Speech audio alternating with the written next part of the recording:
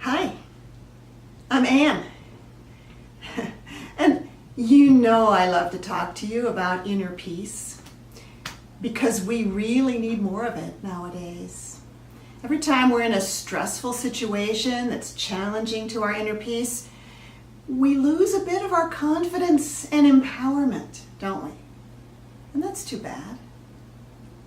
So today I want to talk to you about a situation that stresses a lot of people out. Public speaking.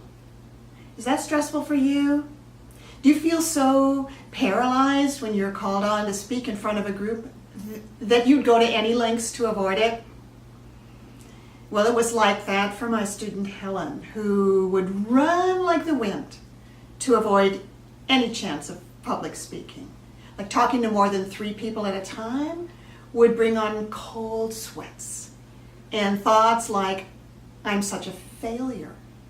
And that's just how it was for her, how it would always be, or so she thought.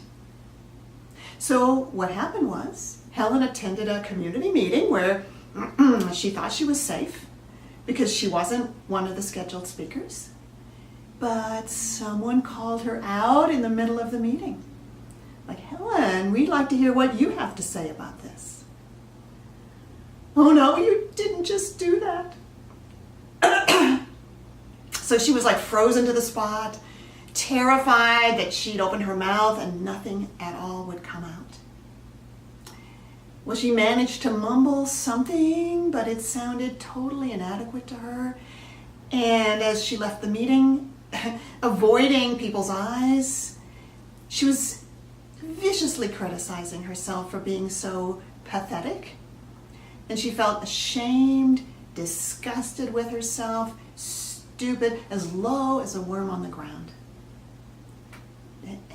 If you've ever said or done something in front of other people that made you want to sink with shame or embarrassment and wish you'd never been born, take a quick second to type, I know the feeling, in the comments below. I'll wait.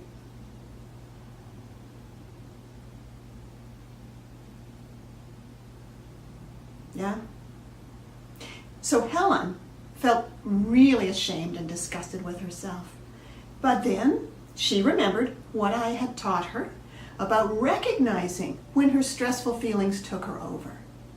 It can be very powerful to simply recognize when you've been taken over by feelings of shame and inadequacy.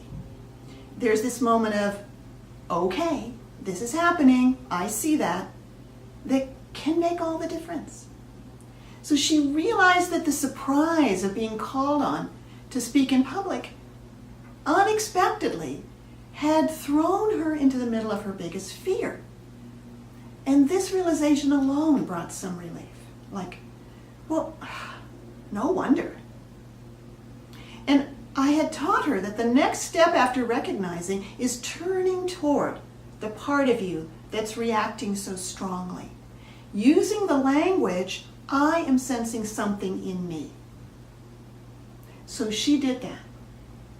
I am sensing something in me that's feeling ashamed and disgusted with myself. And just saying the words brought a deeper breath.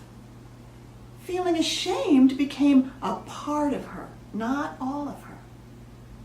And she continued to keep her awareness with that part of her and became aware of a heaviness in her heart. I am sensing something in me feeling sad because I am an eloquent person who loves language and speaking, and at those times I lose touch with all that. Tears welled up in her eyes and her hand went to her chest compassionately. Isn't that beautiful? I love it. So let's take a closer look at what happened right there. When Helen acknowledged something in her that was feeling ashamed and disgusted with herself, and really felt the difference it made to say that, a deeper breath, some inner space, she got in touch with a whole other side of the issue that she had missed before. Like, I love language. I'm actually an eloquent person. It is so great how this happens. I've seen it over and over and it never ceases to thrill me. Like when we go from being caught up in our emotions to being able to acknowledge them with compassion, it lets us get bigger. And once we're bigger than one emotional state, we can feel that we have others. We are more. And what a difference that makes. Yeah, well, it definitely made a difference to Helen.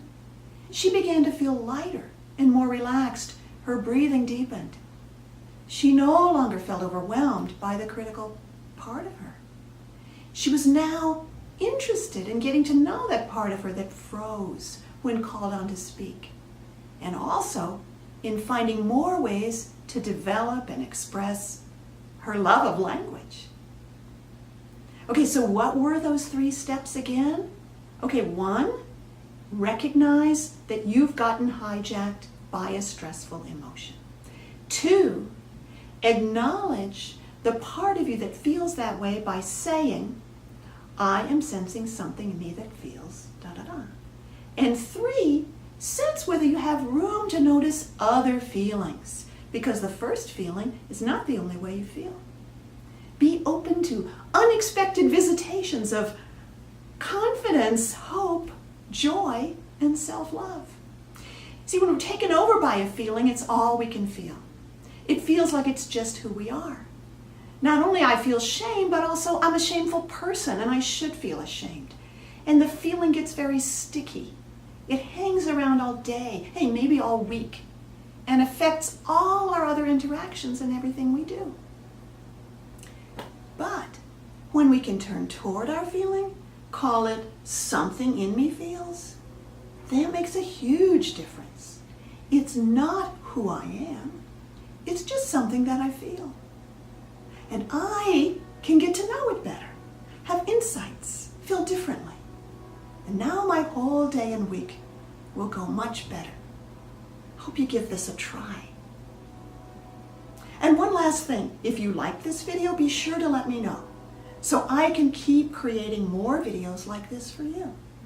You can click like below, subscribe to my channel so you get notified of the latest videos, or leave a comment letting me know about a time when you got caught by one of your most stressful feelings and you were able to turn toward it instead of being colonized by it.